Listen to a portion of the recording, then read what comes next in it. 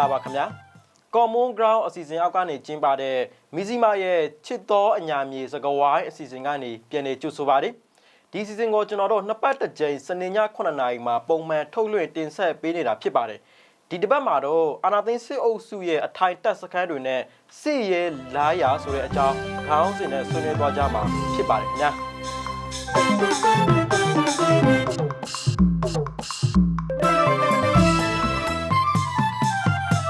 အဲ့တော့လက်ရှိအချိန်မှာဆိုရင်အာနာသိန်းစစ်အုပ်စုဟာပြည်သူတွေကိုအတ္တမပေါ်တာဆွဲဖမ်းဆီးပြီးတော့သူတို့လက်လွတ်ဆုံးရှုံးထားတဲ့နေမြေတွေကိုထိုးစစ်ပြန်ဆင်တဲ့စစ်စင်ရေးတွေမှာဒီပေါ်တာဆိုတဲ့လူငယ်တွေကိုအသုံးပြုနေပါတယ်အဲ့တော့လက်ရှိအချိန်မှာဆိုရင်ရွေးကောက်ပွဲနီးလာတာနဲ့အများအာနာသိန်းစစ်အုပ်စုဟာဒီမျိုးတွေနဲ့ချိတ်ဆက်ထားတဲ့အဓိကလမ်းမကြီးတွေကိုထိန်းချုပ်သိမ်းပိုက်နိုင်ရဲ့စစ်အုပ်စုအတွက်အဓိကအရေးပါတဲ့အခန်းကဏ္ဍတစ်ခုဖြစ်လာနေပါတယ်အဲကြောင့်ဒီပေါ်တာဆိုတဲ့လူတွေကိုအင်အားအလုံးအရင်နဲ့အသုံးပြုပြီးတော့ဒီနေရာတွေကိုထိုးစစ်ဆင်တဲ့နေရာမှာအဓိကအသုံးပြုနေတာပါအဲ့တော့လက်ရှိအချိန်မှာဆိုရင်လည်းအညာဒေသဒီစကိုင်းတိုင်းတွေကမြို့နယ်တွေကမှမြို့နယ်ပေါင်း3ပုံ1ပုံလောက်မှာစစ်တပ်နဲ့အဓိကထိတွေ့တိုက်ပွဲတွေဖြစ်ပွားနေပါတယ်အဲ့တော့ဒီအဓိကလမ်းမကြီးတွေမှာဆိုရင်လည်းစစ်တပ်ကအဓိက view ဟာကျတဲ့လမ်းပိုင်းတွေ gate တွေနဲ့ကြေးရွာတွေမှာဆိုရင်လည်းစစ်တပ်ကအထိုင်စခန်းတွေချပြီးတော့ဘေးပတ်ဝန်းကျင်တွေကိုစစ်ကြောင်းထိုးတာတွေလုပ်နေပါတယ်အဲ့တော့စစ်တပ်ကဒီလိုအထိုင်စခန်းတွေဘလို့ပုံစံဘလို့နီလန်းတွေနဲ့ချထားတယ်လေစစ်တပ်အခြေအနေကဘလောက်ထိပြင်းထန်လာမလဲစစ်ရေးလားရအခြေအနေဘလို့ရှိမလဲဒီနေ့ကျွန်တော်တို့ချစ်တော်ညမြေစကားဝိုင်းအစီအစဉ်မှာဆွေးနွေးကြမှာဖြစ်ပါတယ်ခင်ဗျာဒီနေ့ကျွန်တော်တို့ချစ်တော်ညမြေစကားဝိုင်းအစီအစဉ်မှာပါဝင်ဆွေးနွေးမဲ့ဧည့်သည်3ဦးကိုကျွန်တော်ဖိတ်ထားပါတယ်ကျွန်တော်မိတ်ဆက်ပေးခြင်းပါတယ်ပထမတစ်ဦးကတော့ရေးပေါ်ပြဖြိုးကျော်ဖြစ်ပါတယ်ရေးပေါ်ပြဖြိုးကျော်ကတော့ ABSDF စစ်ကြောင်း3ပြန်ကြားရေးတာဝန်ခံတဦးဖြစ်ပါတယ်နောက်တစ်ဦးကတော့ဆရာမကြားခင်စိန်ဖြစ်ပါတယ်ဆရာမကြားခင်စိန်ကတော့မြောင်ဒရုံးတပ်ဖွဲ့အမျိုးသမီးခေါင်းဆောင်တဦးဖြစ်ပါတယ်နောက်တစ်ဦးကတော့ဒီရဲဘော်စိုးရံပိုင်ဖြစ်ပါတယ်ရဲဘော်စိုးရံပိုင်ကစကိုင်း PDF ရဲ့စီယုံရဲမှုတဦးဖြစ်ပါတယ်အဲ့တော့ကျွန်တော်တို့ဒီနေ့ချစ်တော်ညမြေစကားဝိုင်းအစီအစဉ်မှာပါဝင်ဆွေးနွေးကြတဲ့ရဲဘော်စိုးရံပိုင်ဆရာမကြားခင်စိန်ရဲဘော်ပြဖြိုးကျော်ကျေးဇူးအထူးတင်ပါတယ်ခင်ဗျာဟုတ်ကျေးဇူးတင်ပါတယ်ဟုတ်ကဲ့ပါအဲ့တော့ကျွန်တော်ဒီနေ့အစီအစဉ်ကိုအရင်ဆုံးကတော့ဒီစစ်တပ်ရဲ့အထိုင်စကန်တွေအကြောင်းနဲ့ကျွန်တော်တို့အရင်ဆုံးစလိုက်ချင်ပါတယ်ကျွန်တော်ရေးပေါ်ပြဖြိုးကြော်နဲ့အရင်ဆုံးစလိုက်ချင်တာပါအဲ့တော့ကျွန်တော်တို့စောစောကပြောတဲ့အတိုင်းလက်ရှိအချိန်မှာဆိုရင်အာနာသိန်းစစ်အုပ်စုဟာဒီစစ်ကြောင်းထိုးတာတွေတောက်လျှောက်လုပ်နေတာပါအညာဒေသမှာဆိုရင်ဒါမျိုးနယ်ပေါင်း3ပုံတပုံကျော်လောက်ထိကိုစစ်တပ်ကစစ်ကြောင်းထိုးနေတာဖြစ်ပြီးတော့ဒီ view ဟာကျတဲ့လမ်းပိုင်းတွေ gate တွေနဲ့ကြေးရွာတွေမှာအထိုင်စကန်တွေချထားတာကိုကျွန်တော်တို့တွေ့နေရပါတယ်အဲ့တော့မြေပြင်မှာဒီအထိုင်စကန်တွေကဘလို့နေရာတွေမှာအဓိကကျွန်တော်တို့တွေ့နေရလေပေါ့နော်ဒီစစ်တပ်ရဲ့အထိုင်စကန်တွေကဘလို့ပုံစံမျိုးတွေနဲ့ပြင်ဆင်ချထားတာကိုတွေ့ရလေခင်ဗျအဲ့ဒီရေပေါ်ပြပြိုးကြော်အနေနဲ့အဲ့ဒီစစ်ရေးအပိုင်းနဲ့ပတ်သက်တဲ့အကြောင်းလေးအရင်ဆုံးအဖွင့်ဆွေးနွေးပေးစေချင်ပါတယ်ခင်ဗျဟုတ်ကဲ့အဓိကကတော့မဟာဗျူဟာကြားတဲ့ဒီလမ်းပိုင်းကြီးတွေကိုသူတို့ကစိုးမိုးရေးပြန်ယူတာပေါ့ဗျ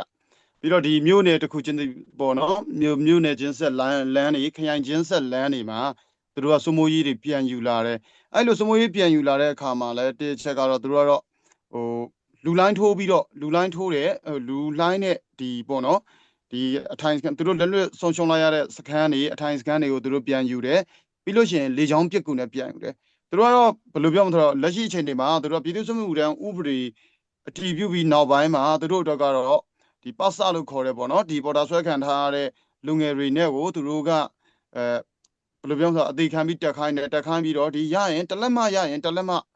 နေရာယူတယ်ပြီးတော့ကျတော့ခုနကကျွန်တော်ပြောခဲ့သလိုပဲဗျူဟာလမ်းပိုင်းတွေပြီးတော့ကြေးရွာချင်းဗျူဟာလမ်းပိုင်းတွေခရိုင်ချင်းဆက်လမ်းတွေမြို့နယ်ချင်းဆက်လမ်းတွေကိုကျွန်တော်တို့အဓိကထားပြီးတော့သူတို့ကစိုးမိုးရေးလှုပ်လာတယ်ဒီကျွန်တော်တို့ AR မြစ်အနောက်ဘက်ကမ်းတွေဒီပေါ်တော့စကိုင်းမကွေးဒေသတွေမှာဆိုဒါဘာပဲပြောကကပ္ပစဆက်ယုံတွေများတယ်ကပ္ပစဆက်ယုံတွေများတဲ့အခါမှာဒီသူတို့ရဲ့ထောက်ဖို့လမ်းကြောင်းတွေကိုမရရအောင်ဖွင့်ပြီးတော့ဒီလမ်းပိုင်းတွေကိုသူတို့ကစိုးမိုးရေးတွေပြန်လှုပ်လာတယ်လို့ကျွန်တော်တို့တွေ့မြင်နေရပါတယ်ဗျဟုတ်ကဲ့ပါအဲ့တော့ဒီစစ်တပ်ကတော့စိုးမိုးရေးလမ်းပိုင်းတွေပြန်လှုပ်တယ်ပေါ့နော်အဲ့တော့အထိုင်တွေချတဲ့နေရာမှာစကန်တွေကိုအထိုင်ချထားတဲ့အခါမှာသူတို့ရဲ့ view ဟာတွေကဘလို့တွေ့ရလဲဗျဘလို့ပုံစံမျိုးတွေနဲ့ပြင်ဆင်ချထားတာတွေ့ရလဲအဓိကတကယ်ခိုင်မာချထားတာမျိုးလားပေါ့နော်အဓိကကတော့ကျွန်တော်ဒီဘက်ဒီမှာတော့ပြန်ပြီးတော့တချို့ပေါ့နော်ဒီကြေးရွာတွေပြန်ပေးလိုက်ရတယ်ပေါ့နော်တချို့ဒီစစ်တပ်စခန်းတွေကိုပြန်ပေးလိုက်ရတယ်သူကတော့ဘယ်လိုပြောမလဲဆိုတော့မရရအောင်ပြန်ယူတာပဲသူ့ရဲ့သဘောတဘာဝအားဖြင့်ကတော့စစ်တပ်ရဲ့က သူ့ရဲ့ဒီပေါ့နော်မဟာဗျူဟာကြားတဲ့လမ်းပိုင်းတွေမှာရှိတဲ့စခန်းတွေကိုသူတို့ကပြန်ရယူဖို့ရာအတွက်ဆိုရင်နောက်ကနေပြီးတော့သူကတဆင်ချင်းတက်တာပေါ့ဖွဲ့စည်းအုပ်ချုပ်ထောက်ပံ့နောက်မှာနေတယ်အုပ်ချုပ်ထောက်ပံ့ရဲ့နောက်မှာသူတို့ကရှေ့မှာစစ်ကြောင်းတွေလိုက်သွားတယ်အဲ့တော့တဆင်ချင်းပေါ့နော်ဒီဆိုလိုပါဆိုကျွန်တော်တို့ကမြို့ရဲ့ဘေးမှာအရင်ဆုံးသူတို့ကထွက်ပြီးထိုင်လိုက်တယ်အဲ့ဒီဥစ္စာကနေပြီးတော့မလန်မကမ်းမှာနောက်ထပ်စခန်းတစ်ခုထပ်ဖွင့်တယ်နောက်ထပ်မလန်မကမ်းမှာနောက်ထပ်စခန်းငယ်တစ်ခုထပ်ဖွင့်တယ်ပေါ့နော်အဓိကတော့ချိတ်ဆက်ရေးအတွက်လည်းသူတို့ကအချိတ်ဆက်ပြတ်မသွားအောင်သူတို့ကလှုပ်ဆောင်နေတယ်အဲ့ဒါကနေပြီးမှသူတို့လိုချင်တဲ့လမ်းပိုင်းတွေစိုးမိုးရေးတွေကိုအဓိကထားပြီးတော့ယူသွားတာဗျအဲ့တော့သူတို့အုပ်ချုပ်မှုလည်းသူတို့ကပြတ်မသွားဘူးပေါ့နော်အချိတ်ဆက်ပြတ်မသွားအောင်သူတို့ကအဓိကထားပြီးတော့အလုပ်လုပ်နေကြတာဖြစ်တယ်ဗျဟုတ်ကဲ့ပါအဲ့တော့အခုချိန်မှာဆိုရင်စစ်တပ်ကအဓိကတော့ဒါပြည်သူစစ်တွေကိုပေါ်တာဆွဲစီးရုံပြီးတော့မှဒါလူခုနကရေပေါ်ပြပြိုးကြော်ပြောသလိုဒါလူလိုင်းလုံးနဲ့ထိုးတာဗောနော်စစ်ကြောင်းတွေထိုးတယ်အဲ့တော့ဒီသူတို့ကိုကြတော့စစ်တပ်ဘက်ကလက်နက်ခဲရကြီးအလုံးအလောက်ပေးနိုင်သလားမြေပြင်အခြေအနေဘယ်လိုတွေ့ရလဲခင်ဗျကျွန်တော်မြင်ရသမျှကတော့အရင်တော့မပေးတော့ဘူးဟိဆိုတာကဘာတွေသွားမြင်နေရလဲဆိုတော့ကျွန်တော်တို့အရင်တော့ဆိုရင်ဒီစစ်သားတယောက်ပေါ့နော်ဒီရန်သူတယောက်မှာသူတို့ကအနည်းဆုံးကြီး300လောက်ပေးတယ်ဒီပေါ့နော်ကပ္ပသားထုတ်ကြီး300လောက်ပေးတယ်အခုနောက်ပိုင်းမှာဆိုရင်ရန်သူတယောက်ကိုကျွန်တော်တို့အလင်းဝင်တာပဲဖြစ်ဖြစ်မိတာပဲဖြစ်ဖြစ်တွေ့တဲ့အခါမှာကျွန်တော်တို့ကကြီးစံက100အောက်မှာပဲအများဆုံးတွေ့ရတော့တယ်60တချို့ဆို60 90ပဲတွေ့ရတော့တယ်အဓိကကတော့လူကိုပဲအသေးခံခိုင်းပြီးတော့ခဲယမ်းကိုသူတို့တိတ်ထုတ်မပေးတဲ့အခြေအနေမျိုးတွေကျွန်တော်တို့မြင်တွေ့လာရတယ်ဗျဟုတ်ကဲ့ပါအဲ့ဆိုရင်ကျွန်တော်ဆရာမကြားခင်စိန်ဘက်ကိုကျွန်တော်ဆက်ပြီးသွားခြင်းပါတယ်အဲ့တော့ဆရာမကြားခင်စိန်ကတော့ကျွန်တော်တို့မြောင်ဒရုန်းတက်ဖွဲ့ရဲ့ခေါင်းဆောင်တဦးပေါ့နော်ဆိုတော့လက်ရှိအဲ့ဒီဖက်စစ်ရေးအခြေအနေတွေကဘယ်လိုရှိလဲဆရာမတော့အခုလက်ရှိလှုပ်ရှားနေတဲ့အခြေအနေလေးနည်းနည်းသိချင်ပါတယ်ခင်ဗျာအခုလက်ရှိလှုပ်ရှားနေတဲ့စစ်ရေးတွေကတော့ကျွန်တော်ဆိုရင်လဲဒါပေါ့နော်ဒီအခုအနည်းမှပြန်ရောက်တယ်ကျွန်တော်ဒီစစ်ကြောင်းဖြတ်တောက်ရေးတွေသွားရတယ်ပေါ့နော်ထိတွေ့မှုတွေစစ်ကြောင်းအလုံးရင်းနဲ့ထိုးတာတွေ့တယ်ဒါပေမဲ့စစ်ကြောင်းအလုံးရင်းနဲ့ထိုးလာတဲ့တဲတွေမှာကျွန်တော်တို့ကြည့်ရတဲ့လောက်ကတော့ဒီစခအစ်စ်ဆိုတာမပါဘူးပေါ့နော်ဒီပါလာတဲ့ဥစ္စာတွေပတ်စာတွေပါလာတယ်ဖြူတွေပါလာတယ်ပေါ့နော်သူတို့တွေမှာဘယ်လောက်ထိဆိုးလဲဆိုရင်အခုဆိုကျွန်တော်တို့အဲ့မှာစစ်ကြောင်းဖြတ်တောက်ရေးလုပ်ရင်းနဲ့ကျွန်တော်တို့ကဒရုန်းချပေးတယ်ထွက်လာတဲ့မြေပြင်မှာတယောက်ကိုတွေ့တဲ့အချိန်မှာဒီပေါ့နော်လုံခြုံမှုပိုင်းတောင်မှဝစ်ထားတာတော့ជីကာအင်ကြီးပဲဒါပေမဲ့ជីကာအင်ကြီးတယ်မှာជីကာတဲ့ဟာမပါဘူးပေါ့နော်ဒီတိုင်းဘတ်ကြီးပဲတီးတန်ကြီးတွေအုတ်ထုတ်ဆိုလဲဆိုင်ငယ်အုတ်ထုတ်မျိုးတွေဒါဆိုရင်ဒါတေးကြတယ်သူတို့တွေကပတ်စာတွေနဲ့ပြူတွေကိုအသေးခံလူအနေနဲ့အလုံးအရင်းနဲ့တက်ကိုထိုးပြီးတက်လာတယ်လို့တက်လာလို့ထင်ရမှာမြင်ရတာပေါ့နော်ဒါကျွန်တော်တို့လက်တွေ့ကြုံခဲ့ရတဲ့တွေ့ကြုံမှာအခုဆိုရင်သူတို့ကြေညာထားတဲ့နယ်မြေတွေမြို့နယ်တွေအကုန်လုံးတိုင်းတွေအကုန်လုံးဘာတွေလုပ်လဲဆိုလေချောင်းတွေပါလာတယ်လေချောင်းတွေတိုက်တယ်လက်နက်ကြီးတွေပစ်ခတ်တယ်လက်နက်ကြီးတွေဆိုရင်ဟာဝေဇာတွေတုံးလာတယ်ပါရာမော်တာတွေကျဲတယ်ဖိုက်တာကျဲတယ်ဝိုင်တွဲကျဲတယ်အခုဆိုချိုင်းရိုတာတွေကစပါလာပြီးကျဲတာပေါ့နော်သူတို့တွေကတော့မရတဲ့နီးနဲ့ရတဲ့ဥစ္စာတွေနဲ့အကုန်လုံးကတော့သူတို့ကြေညာသူတို့ပြစ်မှတ်ထားတယ်သူတို့ကြေညာထုတ်ထားတယ်ဒီတိုင်းနေပြည်နယ်တွေကိုမရအောင်သူတို့ကတော့ထိုးမှာပဲအပေါ်ကနေလဲပူတယ်အခုကျွန်တော်တို့သွားခဲ့တဲ့ဖြတ်တောက်ရေးမှာဆိုရင်လဲအောက်ကမြေပြင်မထိုးနိုင်တော့ဘူးဆိုချက်ချင်းအပေါ်ကနေပြီးတော့ပါရာမော်တာကျဲကျဲပေးနေတယ်တက်လာပြီးတခါတက်လာပြီဆိုလဲအဲ့လိုမျိုးအရင်တော့အဲ့လိုဒဇီးလောက်လေးနဲ့တက်လာတာမဟုတ်တော့ဘူး3-4စီးအဲ့လိုတက်လာပြီးတော့လှုပ်လာပြီပေါ့နော်အဲ့လိုမျိုးတွေလှုပ်လာမှုတွေကျွန်တော်တို့တွေဒါကျွန်တော်လက်တွေ့ကြုံနေရတယ်ပေါ့ဟုတ်ကဲ့ပါအဲ့တော့ဒီစစ်တပ်ကစစ်ကြောင်းထိုးတာတွေပေါ့နော်ခုနကပြောသလိုနေမြေတွေကိုပြန်လိုချင်တယ်အဲ့တော့မြေပြင်စစ်ကြောင်းမရရင်ကျွန်တော်ဝင်ဟင်ကနေစစ်တပ်ကဟလာပါရာမိုတာသို့မဟုတ်လေကြောင်းအုံပြုတယ်တိုက်ပွဲပုံပြင်းထန်လာရင်တော့လေကြောင်းခေါ်တာပေါ့နော်ဒီလိုနီးလက်တွေနဲ့သူတို့ပြန်ယူဖို့စူးစမ်းတဲ့အခါမှာဒီကစစ်ဘေးတံကိုခံနေရတာကပြည်သူလူထုတွေဖြစ်ပါတယ်အဲ့တော့ဒီပြည်သူလူထုတွေကအခုချိန်မှာဆိုရင်စစ်ကြောင်းမြေပြင်စစ်ကြောင်းဝင်ထိုးတဲ့နေရာတွေမှာဆိုရင်ဒါဟာလာမီချိုတက်ပြတ်ခံရတာတွေအသက်ခံရတဲ့ဖြစ်စဉ်တွေကျွန်တော်တို့မကြာခဏကြားနေရတယ်ပေါ့နော်အဲ့တော့ဒီအခြေအနေတွေကမြေပြင်မှာဘယ်လောက်ထိဆိုးဆိုးဝါးဝါဖြစ်နေပြီလဲဒါနဲ့ပတ်သက်ပြီးနည်းနည်းပြောပြပေးစေချင်ပါတယ်အဲ့ဒီအခြေအနေကတော့စိုးဝါးမှုတွေရှိတာပေါ့နော်ဘာဖြစ်လို့လဲဆိုတော့အဓိကကကြတော့ပြည်သူတွေလည်းဒီထိခိုက်နေတာမှုတွေရှိတယ်ဒါပေမဲ့တခုရှိတာကကြတော့ပြည်သူတွေကအရန်ကြီးဆွဲတာတွေရှိရပေါ့နော်ကျွန်တော်တို့တွေဥပမာပေါ့နော်ကျွန်တော်တို့ဒီပြည်သူ့ကာကွယ်ရေးအဖွဲ့တွေကဒီမှာစစ်ကြောင်းထိုးတော့ပါရဲ့ခဏဒီကျွန်တော်တို့ကသတင်းရတဲ့အချိန်မှာရှောင်မှုဆိုရင်တချို့ကျတော့မရှောင်ကြဘူးရသိလား ဘာမှမဖြစ်ဘူးငါတို့တော့ဘာမှမလုပ်ဘူးတခါကတော့သူတို့တခါကြုံလိုက်တဲ့အချိန်မှာတခါကြုံမှာသူတို့ဘာမှမလုပ်ဘူးအဲ့တော့ငါတို့ဘာမှမလုပ်ဘူးဘာမှမဖြစ်ဘူးငါတို့တော့မနေခဲ့ဘူးဒါပေမဲ့အဲ့လိုနေလို့မရဘူးဘာလို့လဲဆိုတော့အဓိကခံစားနေရပြည်သူတွေပဲဖြစ်နေရသေးလားပြည်သူတွေပဲဖြစ်နေတဲ့အတွက်ကြောင့်ကျွန်တော်တို့ကပြောချင်တာပြည်သူတွေကလည်းကျွန်တော်တို့စကားလေးတွေကိုနည်းနည်းနားထောင်စေချင်တာပေါ့နော်ဒီမှာဒီလိုမနေနဲ့တော့မရဘူးဆိုရင်နည်းနည်းရှောင်ပြီးလားအဲ့ဒါဆိုရင်ကျွန်တော်တို့ဒီပြည်သူ့ကာကွယ်ရေးတပ်ဖွဲ့တွေကလည်းတကယ်ရန်သူနဲ့တိုက်ခိုက်တဲ့အချိန်များရင်ကျွန်တော်တို့လွတ်လွတ်လပ်လပ်တိုက်ခိုက်လို့ရတယ်ပြည်သူကိုညာစရာမလိုပြည်သူရှိနေရဟေးဆိုဒီထဲမှာတော့ပြည်သူရှိနေသေးတယ်ဥပမာပေါ့နော်ကျွန်တော်ဒုံသမားဖြစ်တဲ့အတွက်ကျွန်တော်ဒုံသမားတယောက်အနေနဲ့ပြောမယ်ကျွန်တော်တို့ဒီမှာရွာတရားမှာဒီစက္ကစဘက်ကနေအင်အားလုံးရင်းနဲ့ရောက်နေတာလဲမြင်တယ်ဒီတီနေရာကိုလည်းကျွန်တော်တို့သိနေတယ်မြင်နေတယ်ဒါပေမဲ့မြင်နေသိနေပြီကျွန်တော်တို့ဘာလို့ချမရတာလဲချမရတဲ့အနေထားရအများကြီးကျွန်တော်ကြုံခဲ့တာရှိတယ်ဘာလို့ချမရလဲအဲ့နားမှာပြည်သူတွေရှိနေသေးတယ်ပြည်သူတွေရှိနေသေးတယ်ပြည်သူတွေရှိနေသေးတယ်ကျွန်တော်တို့ပြည်သူ့ကာကွယ်ရေးတပ်ဖွဲ့တွေကကြတော့စက္ကစလိုမျိုးမဟုတ်ဘူးဗျာကျွန်တော်တို့ကြတော့ကျွန်တော်တို့ပြည်သူတယောက်ချင်းစီတိုင်းရဲ့အသက်ဒီကျွန်တော်တို့အတွက်တန်ဖိုးရှိတယ်အဲ့တော့ကျွန်တော်တို့ပြည်သူတယောက်ချင်းစီရဲ့အသက်ထိခိုက်မှာကြောက်ပြီးကျွန်တော်တို့မလုပ်ရရှိအဲ့တော့အများကြီးဆိုးရွားမှုတွေရှိလာနေတယ်အဲ့တော့အဲ့ထက်ပိုပြီးဆိုးရွားမှုမရှိလာအောင်ပြည်သူတွေကလည်းပြည်သူ့ကာကွယ်ရေးတပ်ဖွဲ့တွေကအနုညွတ်တောင်းပန်တာတွေမေတ္တာရက်ခံတာတွေကြာရင်လိုက်နာပေးဖို့လိုအပ်တယ်ပေါ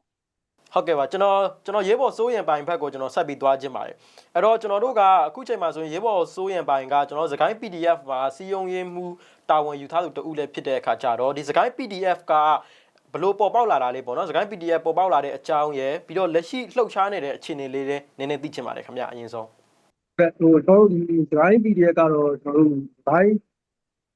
စကိုင်းမျိုးနယ်ဖြည့်ပြရမယ်နော်ကျွန်တော်တို့စကိုင်းမျိုးနယ်မှာရှိတဲ့ကျွန်တော်တို့2021အာဏာသိမ်းခဲ့တဲ့ကျွန်တော်တို့ဆန္ဒပြခဲ့တဲ့မြို့ပေါ်ယူလုပ်ခဲ့တယ်နော်အဲ့လိုလုပ်တဲ့အခါမှာကျွန်တော်တို့တက်ကြွလှုပ်ရှားသူတွေကျွန်တော်တို့တောင်းသားသမဂ္ဂတွေပေါ့နော်တောင်းသားသမဂ္ဂဖွဲ့ရောပါတယ်အခြားလူတွေရောကျွန်တော်တို့ပေါင်းပြီးတော့ကျွန်တော်တို့ဆက်တောင်းလို့တော့ကျွန်တော်တို့ကတိုင်းပြည်ရဲ့ကျွန်တော်တို့မပေါ်ဘူးနော်ကျွန်တော်တို့ဒီဒါမဲ့ကျွန်တော်တို့ဒီတက်မှရှိတရားတက်မှရှိဘက်မှာကျွန်တော်တို့တော့ဒီရှိတယ်ဒါကျွန်တော်တို့အဲ့လိုပဲကိုယ့်ကိုယ်ပဲတိဆောက်နေကြတာနော်လုံးပေါ်လာတာဒီ2024ကုန်လောက်မှာကျွန်တော်တို့ကိုကကျွန်တော်တို့ပြန်တိဆောက်မှရမယ်ဆိုပြီးမှကျွန်တော်တို့ဒီတိုင်းသားကျွန်တော်တို့ဒီအရာကိုကျွန်တော်တို့ရှင်းချပြီးကျွန်တော်တို့ကျွန်တော်တိုင်းပြည်ကိုစပြီးလုပ်ခဲ့တယ်လုပ်ဒီပြည့်ပြည့်နဲ့ကျွန်တော်တို့တော့ဆိုတော့ကျွန်တော်တို့ဒီတိုင်းခရိုင်ရဲ့မိုးရပြရင်တော့ကျွန်တော်တို့စစ်ကြောင်းတွေကျွန်တော်တို့ထိထားတဲ့အခြေအနေတော့ရှိနေတယ်နော်ဟုတ်တယ်ကျွန်တော်တို့ကတော့တိကျအဖွဲ့ဖြစ်နေတယ်ကျွန်တော်တို့ကMOD နဲ့အောက်ကမဟုတ်ပြင်လည်းဒီချိန်မှာကျွန်တော်တို့ MOD ရဲ့ဟုတ်ကဲ့ပါline နဲ့ကြာပါဟုတ်ကဲ့ပါ UNG MOD အောက်ကမဟုတ်ပေမဲ့လည်းဆိုတဲ့အထိပဲကြားလိုက်ရလို့နည်းနည်းဆက်ပြောပေးလို့ရလားဟုတ်တော့UNG MOD ရဲ့အောက်မှာတော့တယ်မရှိဘူးတော့ကျွန်တော်တို့ကဒီ UNG MOD ရဲ့ချိုးခိုင်မာလိုက်ပြီကျွန်တော်တို့ဘာရောကျွန်တော်တို့ဘုံရန်သွားတူရကျွန်တော်တို့ဒါပူအောင်ဆောင်ပြီးတော့ကျွန်တော်တို့ဒီလိုလည်းမရှိကျွန်တော်တို့ဒီဒီနေ့ပေါ့ဒီနေ့တဲ့ကျွန်တော်လာအစားရင်ဘာလို့လဲကိုလာစစ်တောင်းပါတယ်ကျွန်တော်19ရက်နေ့ကစပြီးတော့ကျွန်တော်တို့နေကန်ကျွန်တော်တို့ဒီအိန္ဒိယကိုရောက်ပါရှိတဲ့နေကန်အင်းတွေရောကျွန်တော်တို့ဖွဲ့ပြီးတော့ပုံကြီးသားတော်လိုင်းအင်အားစုတွေပူအောင်ပြီးတော့ကျွန်တော်လာကျတယ်ကျွန်တော်စစ်ကောင်စီစစ်ကြောင်းတွေကျွန်တော်ခုခံကားတယ်ခုခံတက်ခဲ့ကြတယ်နော်အဲ့လိုချင်းလို့ရှိပါတယ်ဟုတ်ကဲ့ဒီမှာတော့ကျွန်တော်တို့ပူအောင်ဆောင်ရှင်းရမှာပဲပူအောင်ဆောင်ရမှုရှိတယ်ဟုတ်ကဲ့ပါဆိုတော့ပူပေါင်းဆောင်ရွက်မှုတွေနဲ့စစ်တပ်ရဲ့စစ်ကြောင်းတွေကိုဒါခုခံတိုက်ခိုက်တဲ့အနေအထားတွေရှိနေတာပေါ့နော်ဆိုတော့စကိုင်းရဲ့လက်ရှိမြေပြင်မှာဆိုရင်အဓိကဟလာဒီရဲဘော်စိုးရင်ပိုင်တို့ပါဝင်တိုက်ခိုက်နေတဲ့ဒီတိုက်ပွဲနေရာတွေကဘယ်နေရာတွေရှိမလဲပေါ့နော်အဓိကစကိုင်းဘက်မှာဆိုရင်ဘယ်နေရာတွေမှာအဓိကထိတဲ့တိုက်ပွဲတွေပြင်းထန်နေတဲ့စစ်တပ်ကဘယ်နေရာတွေကိုအဓိကစစ်ကြောင်းထိုးနေတာတွေ့ရလေပေါ့နော်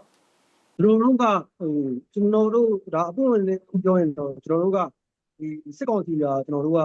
1027 operation ပြီးတဲ့နောက်မှာသူကအိမ်စာကိုအများကြီးလောက်လာခဲ့အဲ့အချိန်မှာကျွန်တော်တို့ကဒီ1027 operation ပြီးတဲ့ကာလမှာကျွန်တော်တို့အားနည်းချက်ကျွန်တော်တို့တော်လိုင်းအင်အားစုတွေအားနည်းချက်ကကျွန်တော်တို့ကကိုယ့်အင်အားကိုမတိဆောက်နိုင်ခဲ့ကြဘူးမတိဆောက်နိုင်ခဲ့ကြဘူးကောင်းကောင်းမတိဆောက်နိုင်ဘူးနော်မတိဆောက်နိုင်ခဲ့ကြဘူးတော့ပြီးတော့စစ်ကောင်စီတံပြန်ဘလို့တံပြန်လာနိုင်လဲဆိုတာကိုလည်းကျွန်တော်တို့အများစုကထိမတက်ခဲ့ကြဘူးနော်အဲ့မှာစစ်ကောင်စီကဒါ တားလောက်လာတဲ့အချိန်ခုကျွန်တော်တို့ဒီပြည်သူ့စစ်မှုထမ်းဥပဒေပြည်သူ့စစ်မှုထမ်းဥပဒေကိုလည်းကျွန်တော်တို့ကမဟာဗျူဟာမြောက်ပြန်လဲတုံ့ပြန်နိုင်တယ်ရှိခဲ့တဲ့အချိန်မှာဒုက္ခပေးတာကျွန်တော်တို့ပြည်သူ့စစ်မှုထမ်းသူတို့အပတ်စဉ်တွေအများကြီးပေါ်ပြီးတော့ဒီတွင်ရတဲ့လူလိုက်စစ်စင်တွေကျွန်တော်တို့တက်လာနော်တက်လာတယ်သူတို့နေဝေအစ်ကူတွေနဲ့သူတက်လာတယ်စစ်တောင်းကြီးလူအင်အားတုံးပြီးတက်လာတဲ့အချိန်မှာဘာပြောသူဒီတရုတ်နဲ့ရုရှားအတူပေါ့ဒုံးဒီပညာတွေလေကျွန်တော်တို့ဒီမြန်မာဒီလူလိုက်စစ်စင်တွေနဲ့ကျွန်တော်တို့တက်လာတဲ့အချိန်မှာကျွန်တော်တို့တက်နိုင်ပြီးတော့ကျွန်တော်တို့ခုခံခဲ့တယ်ပေါ့ကျွန်တော်ဂျွန်ဆက်ခွန်ကနေကျွန်တော်ဒီဝါလောက်ဒီပေါ့ဒီစစ်ကြောင်းကကျွန်တော်တို့ဒေါ်လာ18ရက်ကစထူးခဲ့တယ်ဒါမျိုးအုံလုံး6000ကတက်ကနေစထူးခဲ့တယ်ထိုးတဲ့အချိန်မှာဒီအုံလုံးကနေစတောင်းဂျားမှာ10မိုင်ပဲရှိတယ်အဲ့10မိုင်လေးကိုကျွန်တော်တို့2လကျော်ခုခံကာကွယ်နိုင်ကြတယ်ခုခံနိုင်ကြတယ်ဒါပေမဲ့ဘာလို့ကျွန်တော်တို့မခုခံနိုင်တော့လဲဆိုတော့ကျွန်တော်တို့စကိုင်းခရိုင်တွင်းမှာရှိတဲ့ကျွန်တော်တို့ MOD ING တရင်တွေရှိတယ်ကျွန်တော်တို့တီတာကျွန်တော်တို့တော်လိုင်းအင်အားစုတွေရှိတယ်ဒါတို့နဲ့ပူးပေါင်းပြီးတော့ကျွန်တော်တို့ဆောင်ရွက်ခဲ့တယ်ပေါ့နော်ဒါအထိုက်လေးလည်းကျွန်တော်အောင်မြင်မှုရှိခဲ့ရရှိခဲ့တယ်ဒါပေမဲ့ကျွန်တော်တို့လူလူကိုချမှတ်ပြခဲ့ရရှိတယ်အဲ့ချိန်မှာကျွန်တော်တို့ဘာအခက်အခဲဖြစ်လဲဆိုတော့ကျွန်တော်တို့လက်နဲ့ခဲယံမလုံလောက်တဲ့ပြဿနာလက်နဲ့ခဲယံမလုံလောက်တဲ့ပြဿနာရယ်နောက်ပြီးတော့လက်နဲ့အင်အားမျှတယ်ကျွန်တော်တို့မှာဒီ2လတာတွင်းကိုကျွန်တော်ခုခံကာဝဲအချိန်မှာကျွန်တော်အုံတော်တက်ကနေထွက်လာပြီးတော့သူရုံးမင်ကတစ်ချုပ်ကုန်းရောစထိုင်တဲ့အချိန်မှာကျွန်တော်တို့ဒီကြော်စရာအကျော်ကနေကျွန်တော်ခုခံကာဝဲတဲ့အချိန်မှာသူတို့စစ်ကြောင်းကအနည်းဆုံးအင်အားကဒီ250 300ပတ်ချနေရှိတော့အဲ့ချိန်မှာသူတို့ကဒီသူတို့ရဲ့စစ်ကြောင်းတွေမှာကကျွန်တော်တို့ဟိုပါတတိစစ်သားအများဆုံးသုံးတာအင်အား200မှာဆိုရင်အများဆုံးသုံးတာ150ကပါစာတွေကြီးသုံးပြီးတော့သူတို့ကျန်တဲ့သူတို့အုပ်ချုပ်ဖို့အတွက်ကကျွန်တော်တို့ဒီတက်ချက်ကြီးအဆင့်တွေထည့်ပြီးအဲ့ချိန်မှာအဲ့လိုနည်းနဲ့သွားတယ်ဒီအဲ့ချိန်မှာဒီပါစာတွေကလည်းဒီစစ်တောင်းထိုးတဲ့နေရာမှာဒီအနည်းဆုံးသူက3ချောင်းခွဲထိုးလာတဲ့အချိန်မှာကျွန်တော်တို့ကဒီချောင်းကိုကျွန်တော်တို့ထိုးလိုက်တဲ့ဟာကသူကကျွန်တော်တို့ထိုးတာကစကိုင်းဒီကခုနကြတဲ့မဟာဗျူဟာကြတဲ့လမ်းမကြီးစကိုင်းရှူမိန်းလမ်းမကြီးတိုင်းထိုးလာတဲ့အချိန်မှာကျွန်တော်တို့ကဒါကြီးကိုခုခံကာဝေးဖို့ကကျွန်တော်တို့ကလည်းအင်အားအများကြီးသုံးရတယ်နော်အင်အားအများကြီးသုံးရတဲ့အချိန်မှာသူတို့ကလည်းထိုးတယ်အဲ့ဒါကြီးကိုတက်လိုက်ချိန်မှာအဲ့မှာကြားတဲ့အချိန်မှာကျွန်တော်တို့ဘာခန်းလဲဆိုတော့ကျွန်တော်တို့အုံတော်တက်ကနေသူတို့ကကျွန်တော်တို့ကမြေပြန့်ဒေသဆိုတော့သူတို့ရဲ့အားတက်တက်ကဘာလဲဆိုတော့ကျွန်တော်တင်ကားထုတ်သုံးနိုင်တယ်နော်တင်နဲ့စစ်ချီလာပြီးမှတင်နဲ့ထုလေတင်နဲ့ထုလေကျွန်တော်တို့ဒီဘာသူတို့ခန်းပြီးဆိုရင်ကျွန်တော်ကျွန်တော်လေတက်နေရတာနီးတော့အချိန်မှာဖိုက်တာနဲ့လာတယ်ကျွန်တော်35နဲ့လာဖြစ်တယ်အဲ့လိုအချိန်ကြီးကျွန်တော်ကြုံရကျွန်တော်ရဲဘော်တွေ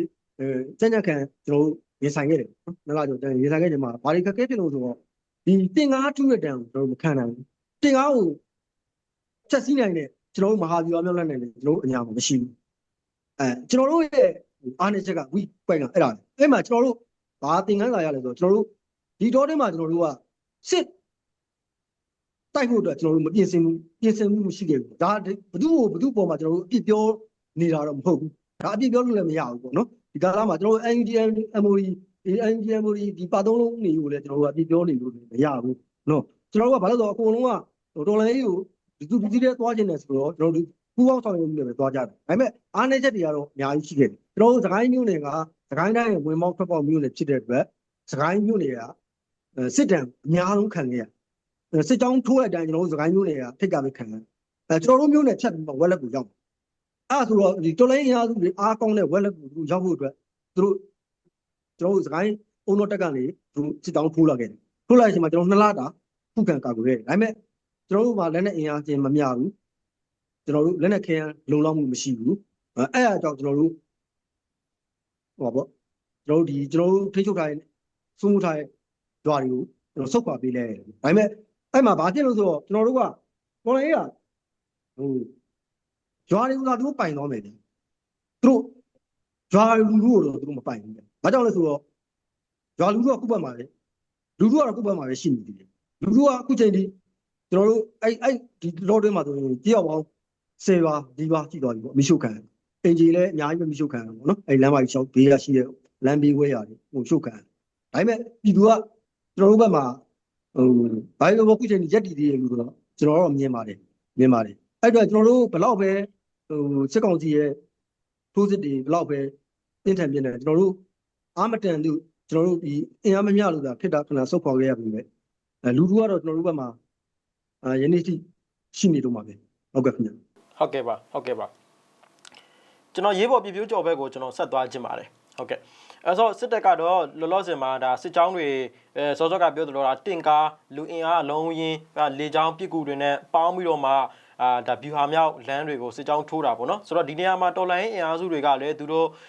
တက်နိုင်တဲ့သူတို့နီးလဲမျိုးစုံနဲ့ခုခံကာကွယ်ကြတာရှိကြတယ်အဲ့တော့စစ်တပ်ဘက်ကတော့သူတို့အခုချိန်မှာဆိုရင်စောစောကဆွေးနွေးသလိုဒါ10ခွန်စစ်စင်ရဲ့နောက်ပိုင်းမှာအင်စာတွေအများကြီးလုပ်တယ်ပြီးတော့ drone နီးပညာအကူအညီတွေတရုတ်နဲ့အိန္ဒိယတရုတ်နဲ့ရုရှားစီကနေယူပြီးတော့မ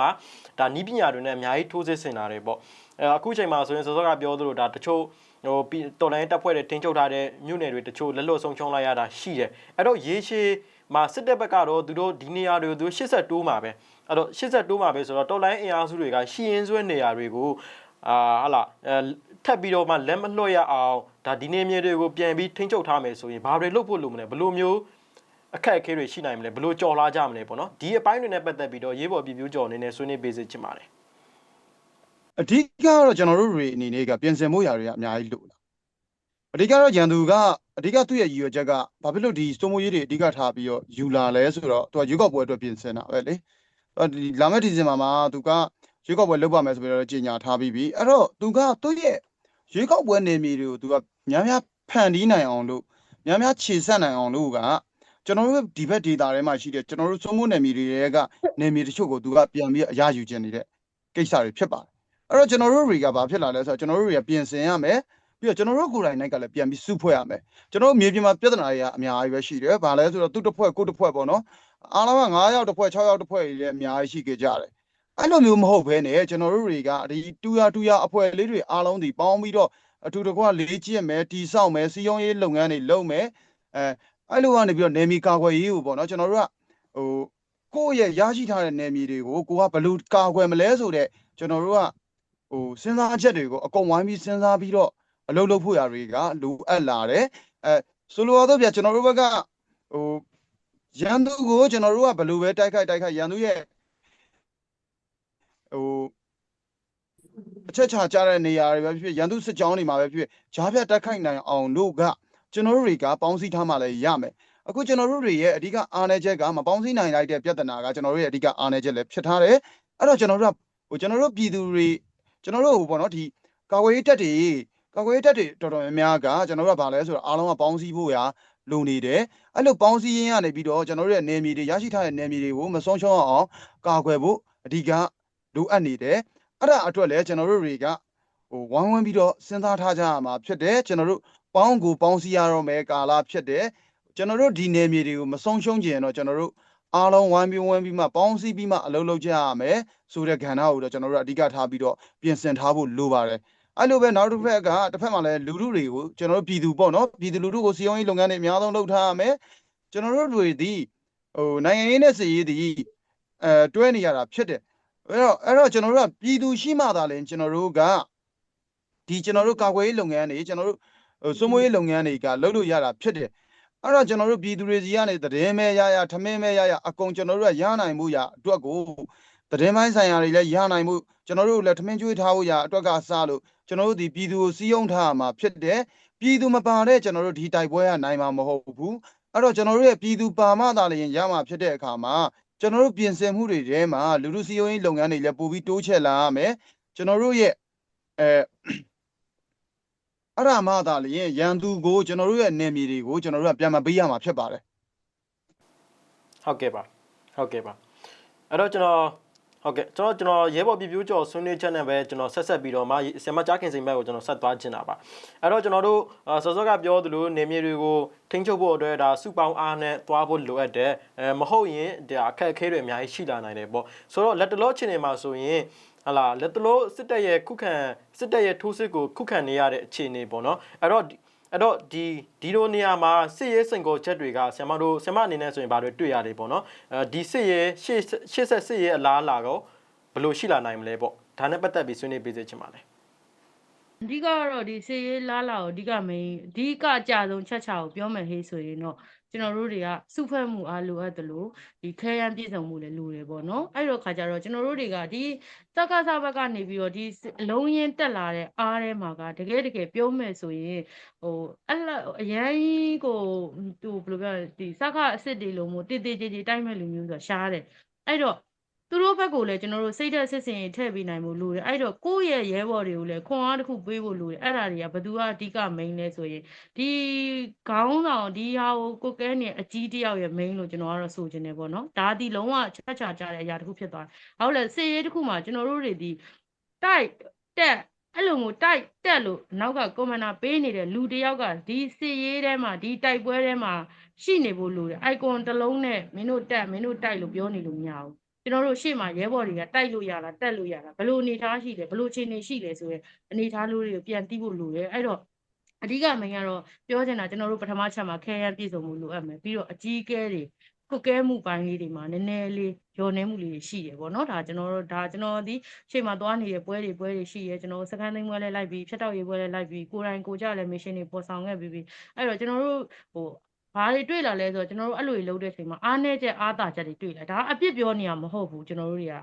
ကထောက်ပြနေတာမြေပြင်မှာကျွန်တော်လဲမြေပြင်မှာရဲဘော်တယောက်အနေနဲ့ဒါမြေပြင်မှာတိုက်ပွဲအတွင်းမှာရှေ့တန်းမှာတိုက်နေတဲ့လူတယောက်ဒုံးဆိုပေမဲ့ဒီဒုံးသမားလဲရှေ့တန်းမှာတိုက်နေတယ်အဲ့တော့ကျွန်တော်တို့အဓိကကျွန်တော်တို့ဒုံးသမားတွေကိုဆိုကျွန်တော်တို့ကြုံတာကွန်မန်ပေးလိုက်တယ်မင်းတို့ဒုံးတွေတက်တော့ဘယ်နေရာဘယ်ပွိုင်းကိုချပါဆိုဒါပေမဲ့အဲ့ဒီနေရာကြီးမှာကကျွန်တော်တို့တွေဒီဘုံဒီတစ်လုံးကကျွန်တော်တို့ချလိုက်တဲ့ဒီ drop ဘုံဒီတစ်လုံး